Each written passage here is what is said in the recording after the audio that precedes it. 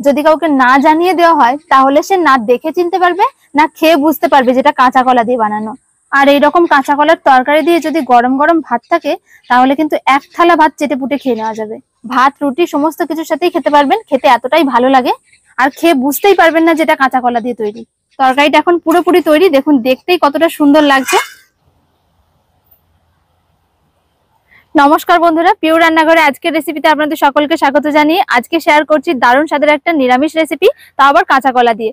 কাঁচা কলা অনেকেই খেতে চায় না, কারণ অনেকেরই ধারণা কাঁচা কলা মানে হচ্ছে পাতলা ঝোল। তবে আজকে আমি সেই কাঁচা কলা দিয়ে কিন্তু দারুণ একটা নিরামিষ রেসিপি তৈরি করে দেখাবো, যেটা দেখেই কিন্তু জিভে জল আসবে। বাচ্চা বড় সকলে তো পছন্দ করবেই, তার সাথে সাথে যারা কাঁচা কলা খেতে চায় না তারাও কিন্তু আঙুল চেটে খাবে, খেতে এতটাই ভালো লাগে। তো বন্ধুরা, আশা করছি আজকের রেসিপিটা দেখতে আপনাদের সকলে ভালো লাগবে, তাই পুরো রেসিপিটা অবশ্যই শেষ পর্যন্ত দেখবেন। আর যে সকল বন্ধুরা এখনো পর্যন্ত আমাদের চ্যানেলটিকে সাবস্ক্রাইব করেননি এবং আমাদের ফেসবুক পেজটিকে ফলো করেননি, তারা অবশ্যই সাবস্ক্রাইব করে এবং ফলো করে আমাদের পাশে থাকবেন। তো চলুন বন্ধুরা, রান্নাঘরে চলে যাই আর চলে গিয়ে আজকের রেসিপিটা শুরু করি। কাঁচা কলার এই নিরামিষ তরকারিটা করার জন্য কাঁচা কলাগুলো সেদ্ধ করে নেব। তার জন্য একটা কড়াই বসিয়ে দিয়েছি, কড়াইয়ে কিছুটা জল দিয়ে দিচ্ছি, দিয়ে দিচ্ছি একটুখানি লবণ আর হাফ চামচ হলুদের গুঁড়ো। জলের মধ্যে লবণ হলুদ দিয়ে দিয়েছি, জলটা একটুখানি গরম হতে থাক। তো যতক্ষণে জলটা গরম হচ্ছে এর মধ্যে আমি কাঁচা কলাটা কেটে নেব। এখানে আমি কিছু কাঁচা কলা নিয়ে নিয়েছি আর এই কলাগুলোকে আমি গোটা গোটায় ধুয়ে নেব। আপনারা নিজেদের পরিমাণ মতন কলাটা নিয়ে নেবেন। এবার এই কাঁচা কলার গাটা খুব ভালো করে হাতে করে ঘষে ঘষে পরিষ্কার করে নিচ্ছি, কেননা আমি খোসাটা না ছাড়িয়ে সেদ্ধ করতে দেব। কলাগুলোকে আমি গোটা অবস্থায় ভালো করে ধুয়ে নিয়েছি। এবার একটা চাকু দিয়ে এই দুই সাইড কেটে দেব। এবারে মাঝখান থেকে কেটে নিচ্ছি, এরকম দু ফালি করে কেটে নিচ্ছি। যদি কলাগুলোর সাইজ একটু বড় বড় হয় তাহলে কিন্তু এরকম ভাবে একটু ছোট ছোট করে কেটে নেবেন। কলাগুলো আমি সব কেটে নিয়েছি আর এখানে কিন্তু জলটাও বেশ খানিকটা গরম হয়ে গেছে। এবারে কাঁচা কলাগুলো দিয়ে দেবো জলের মধ্যে। আর এই জলে কিন্তু অবশ্যই করে একটু হলুদ দেবেন, তাহলে কাঁচা কলার থেকে যে কষটা বেরোবে তাতে কিন্তু কালো হবে না।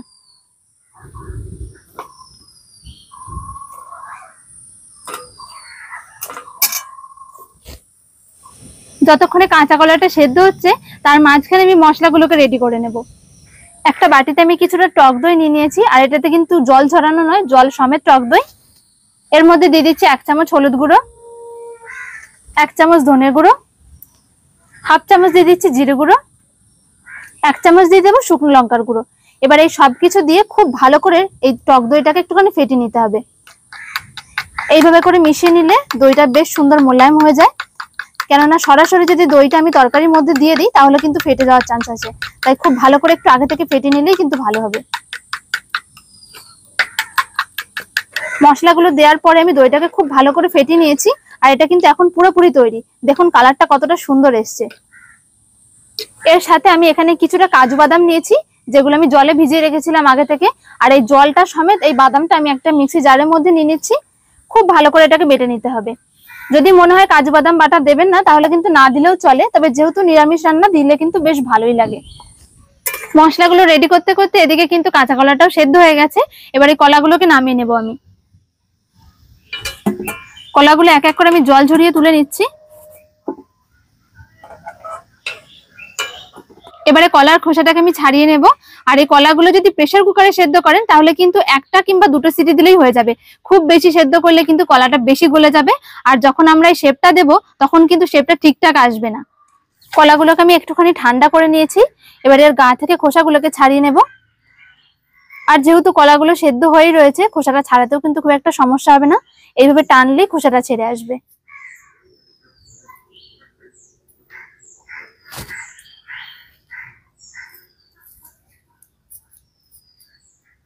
কলাগুলো থেকে সব খোসাগুলো আমি ছাড়িয়ে নিয়েছি। এবারে হাতে করে এইভাবে একটু চটকে মেখে নেব। আর খুব ভালো করে মেখে নিতে হবে যেন এর মধ্যে একটুখানি গোটা গোটা ভাব না থাকে। কলাটা হাতে করে চটকে খুব ভালো করে মিহি করে একদম মেখে নিয়েছি। এরকম একদম মিহি করে মেখে নিতে হবে।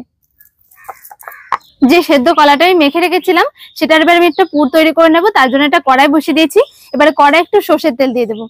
দিয়ে দিচ্ছি খুব সামান্য একটু সর্ষের তেল, খুব সামান্য একটুখানি হিং নিয়েছি, বেশি হিং দেওয়ার দরকার নেই, তাহলে কিন্তু বেশি হিঙের একটা ফ্লেভার আসবে। তেল আর হিংটাকে আমি ভালো করে একটুখানি গরম করে নিয়েছি। এবারে যে কলাটা আমি সেদ্ধ করে মেখে রেখেছিলাম সেই কলাটা আমি সবটা দিয়ে দেব।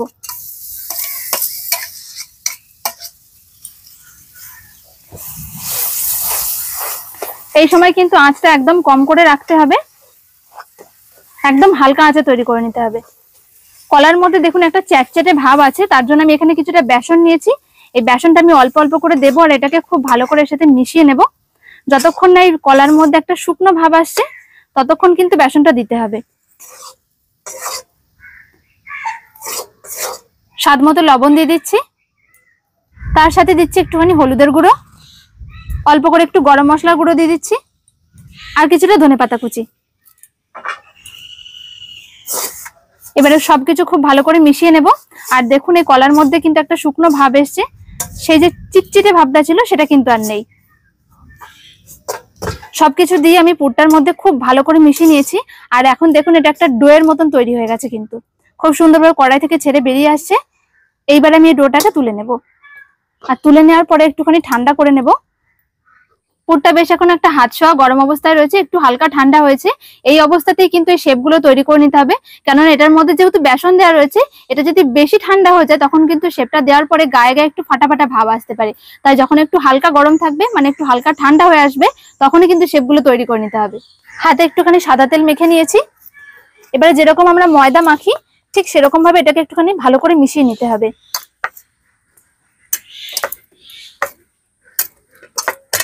আর এরকম ভাবে কিন্তু একটুখানি শক্ত করেই এটাকে তৈরি করতে হবে। যদি একটুখানি বেশি নরম হয়ে যায় তাহলে এটাকে যখন আমরা ভাজবো তখন কিন্তু খুলে খুলে যেতে পারে। তাই অবশ্যই করে একটুখানি বেসনের পরিমাণটা ঠিকঠাক রাখবেন। এবারে এর থেকে আমি শেপগুলো তৈরি করার জন্য একটুখানি লেচির মতন করে কেটে নিচ্ছি। তারপরে এইভাবে করে হাতে করে একটু গোল করে নেব। আমি এরকম ভাবে গোল গোল করেই করে নিচ্ছি। চাইলে কিন্তু একটুখানি লম্বা কিংবা চারচক্কু শেপ যেমন ইচ্ছা তেমন করে নিতে পারেন। তারপরে এইভাবে হাতের তালু দিয়ে একটুখানি চ্যাপটা করে নিতে হবে। ঘুরিয়ে ঘুরিয়ে এইভাবে সাইড গুলোকে একটুখানি সমান করে নিচ্ছি।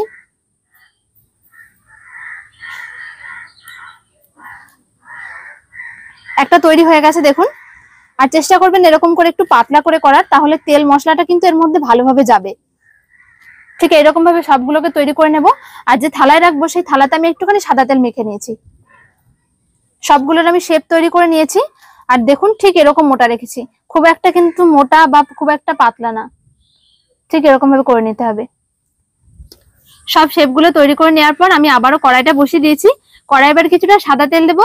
আর যে শেপগুলো আমি তৈরি করে রেখেছিলাম কাঁচা কলা দিয়ে, সেই শেপগুলোকে একটুখানি ভেজে নিতে হবে, মানে ওপরের গাটা যাতে একটুখানি মুচমুচে ভাজা হবে সেই অবস্থায়। ভাজার জন্য কড়াই দিয়ে দিচ্ছি সাদা তেল। তবে একদম কিন্তু ডুবো তেলে ভাজার দরকার নেই, মোটামুটি ওপরটা একটুখানি মুচমুচে করে ভেজে নেবো সেরকম তেল দিলেই হবে।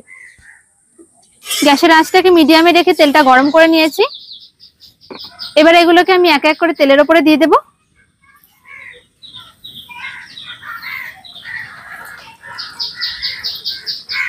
এক পিঠ আমি খুব ভালো করে ভেজে নিয়েছি, এবার এক পিঠ উল্টে দিচ্ছি।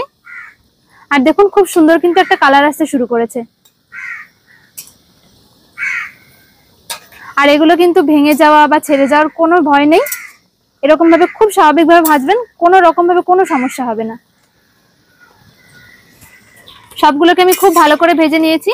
আর এগুলোর ওপরে ওপরে দেখুন একটা মুচমুচে ভাব এসছে।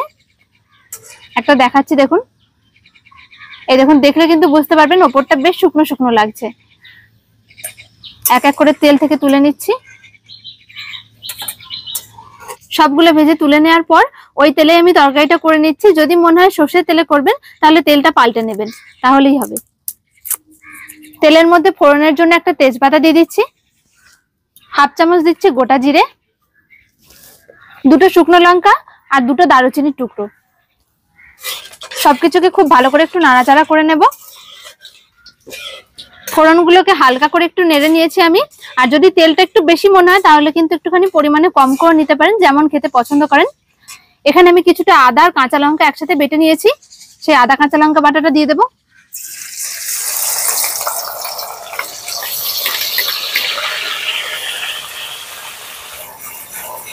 আদা আর কাঁচা লঙ্কাটা আমি একটুখানি নাড়াচাড়া করে নিয়েছি, খুব বেশি ভাজার দরকার নেই। আর এখানে দুটো টমেটো আমি একটুখানি বেটে নিয়েছি, যদি মনে হয় কুচি কুচি করে কেটে দেবেন তাও কিন্তু হবে। টমেটো বাটাটা আমি সবটা দিয়ে দিয়েছি। টমেটো বাটা দেওয়ার পরে রঙের জন্য আমি 1 চামচ কাশ্মীরি লঙ্কার গুঁড়ো দিচ্ছি। আর টমেটো থেকে যেহেতু জল ছাড়বে তার জন্য টমেটো বাটাটা দেওয়ার পরে একটুখানি ভালো করে কিন্তু কষিয়ে নিতে হবে।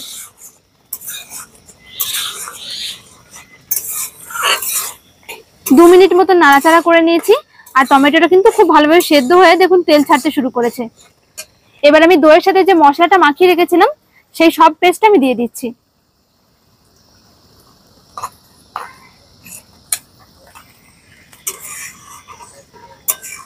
এবারে খুব ভালো করে সবকিছু মিশিয়ে নিতে হবে। টক দইটা দেওয়ার পরে আমি 1 মিনিট মতন একটু নাড়াচাড়া করে নিয়েছি। এবারে দিয়ে দিচ্ছি যে কাজু বাদামটা বেটে নিয়েছিলাম সেইটা, জল সমেত আমি সবটাই দিয়ে দিলাম, কারণ এখানে আমি আলাদা করে কোনো জল দেব না। যদি মনে হয় যে এতটা মশলা দেবেন না তাহলে কিন্তু মশলা অল্প করে দিয়ে অল্প করে একটুখানি জল দিয়ে ভালো করে কষিয়ে তারপরে কিন্তু বড়াগুলো দিয়ে দিতে হবে। সবকিছু আমার দেওয়া হয়ে গেছে। দিয়ে দিচ্ছি স্বাদ মতো লবণ আর 1 চামচ চিনি দিয়ে দিচ্ছি। এর মধ্যে যেহেতু টক দই টমেটো বেশি পরিমাণে দেওয়া রয়েছে তাতে করে কিন্তু একটু বেশি টক লাগতে পারে, তাই আমি একটুখানি বেশি করেই চিনিটা দিয়ে দিলাম। নুন আর চিনিটা দেওয়ার পরে একটুখানি ফুটিয়ে নিয়েছি। আর যেহেতু নিরামিষ তরকারি একটুখানি চিনি দিলে কিন্তু খেতে বেশ ভালোই লাগে, তাই অবশ্যই করে একটুখানি চিনি দেওয়ার চেষ্টা করবেন। এবারে এক এক করে আমি বড়াগুলো সব দিয়ে দিচ্ছি।